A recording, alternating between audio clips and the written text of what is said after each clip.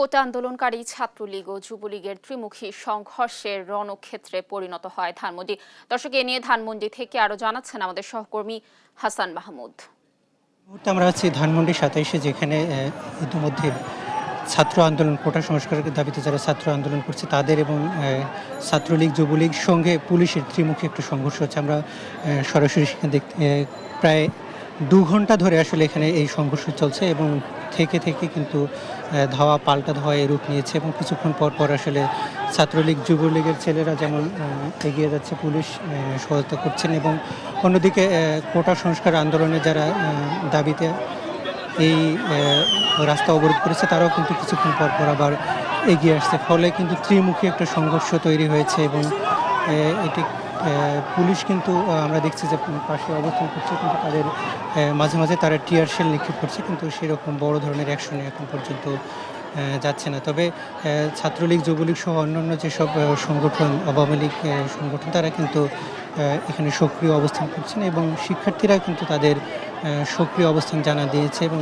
সেখানে তারা কিন্তু বারবার শিক্ষার্থীদের যে আন্দোলন তারা কিন্তু বারবার ধাওয়া করছেন এবং এই মুহূর্তে কিন্তু এখানে বলা চলে পুরোপুরি একটি রণক্ষেত্রে পরিণত হয়েছে। সেখানে কিন্তু সাধারণ শিক্ষার্থীরা রাস্তা অবরোধ করে রেখেছে ধানমন্ডি ২৭-এর যে মোড়টি রয়েছে সেখানে। তবে এদিকে সংসদ ভবনের যে রাস্তাটি, সেটি কিন্তু মোটামুটি এখন অচল হয়ে পড়েছে এবং এর পাশাপাশি মিরপুর রোড যেটি, সেটিও কিন্তু পুরোপুরি অচল। ফার্ম গেটেও যদি আমরা দেখেছি, সেখানে ছাত্রলীগ এবং যুবলীগের নেতাকর্মীরা অবস্থান নিয়েছে। সেখানে তারা কিন্তু এখন পর্যন্ত সেখানে অবস্থান করছেন। এর বাইরে আমরা কিছুক্ষণ আগে দেখেছি যে সায়েন্স ল্যাব মোড়ে, সেখানেও কিন্তু শিক্ষার্থীরা সেখানে আশেপাশের কয়েকটি সিটি কলেজ সহ আশেপাশের কয়েকটি স্কুল কলেজের শিক্ষার্থীরা অবস্থান নিয়েছিল। সেখানে কিন্তু ধাওয়া দিয়ে তাদেরকে সেখান থেকে বের করে দেয় এবং কিছু অংশ আমরা দেখেছিলাম তখন তারা শিক্ষার্থীরা কিন্তু আওয়ামী লীগের ৩-এর এতে যে শেখ হাসিনা বা দলীয় নেত্রীর সভানেত্রীর যে কার্যালয়, সেখানে কিন্তু তারা ঢুকে পড়ে কয়েকশো শিক্ষার্থী এবং এরপরে সেখান থেকে কিন্তু তাদেরকে বের করে দেওয়া হয় এবং তারা কিন্তু ছত্রভঙ্গে চলে যায়। এরপরে ১২টার পরেই কিন্তু ধানমন্ডি ২৭ যে মোড়টি রয়েছে সেখানে কিন্তু টায়ার জ্বালিয়ে বিক্ষোভ করে এবং শিক্ষার্থীরা কিন্তু সেখানে অবস্থান নিতে থাকে। আমরা দেখতে পাচ্ছি সেখানে এখন পর্যন্ত টায়ার জ্বলছে এবং শিক্ষার্থীরা কিন্তু সেখানে অবস্থান নিয়েছে এবং থেকে ইট পাটকেল ছুটছে। অন্যদিকে ছাত্রলীগ যুবলীগ সহ যারা রয়েছেন তারাও কিন্তু অনেকটা মারমুখী অবস্থানে, তারা প্রত্যেকের হাতে লাঠি সোঁটা নিয়ে তারা ইট পাটকেল নিক্ষেপ করছেন এবং আমরা দেখতে পাচ্ছি যে আশেপাশের যেসব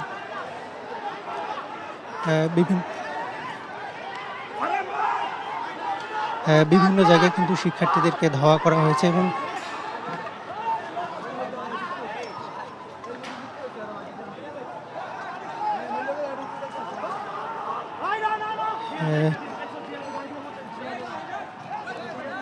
এই মুহূর্তে কিন্তু পুরো এলাকা থমথমে অবস্থা বিরাজ করছে এবং শিক্ষার্থীরা কিন্তু আসলে থেমে এগিয়ে যাচ্ছে। অন্যদিকে ছাত্রলীগ এবং যুবলীগের যারা কর্মী রয়েছে তারাও কিন্তু থেকে এগিয়ে যাচ্ছে। ফলে একটা সংঘর্ষময় অবস্থা কিন্তু এই মুহূর্তে এখানে বিরাজ করছে।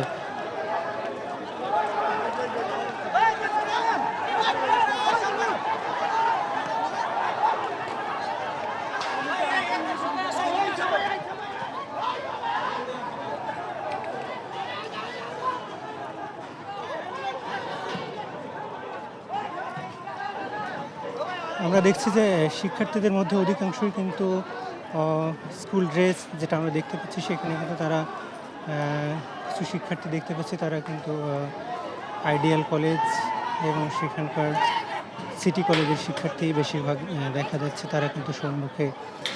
অন্যদিকে ছাত্রলীগ যুবলীগ সহ অন্যান্য স্বেচ্ছাসেবক লীগ তারাও কিন্তু এখানে অবস্থান করছেন।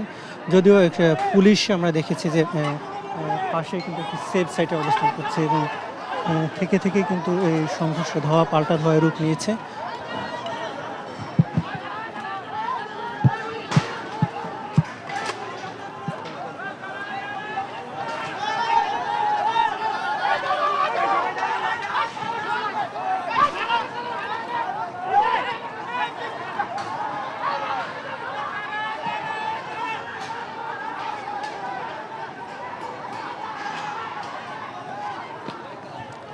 আমরা যেটি দেখতে পাচ্ছি যে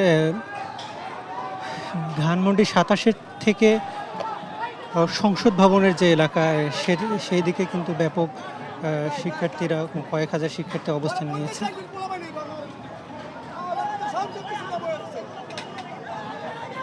তবে পুলিশকে আমরা দেখেছি কয়েক দফা তারা টিয়ার শেল নিক্ষেপ করেছে, কিন্তু সেভাবে এখন পর্যন্ত তারা সরাসরি অ্যাকশনে যেতে এখন পর্যন্ত আমরা এখানে দেখিনি।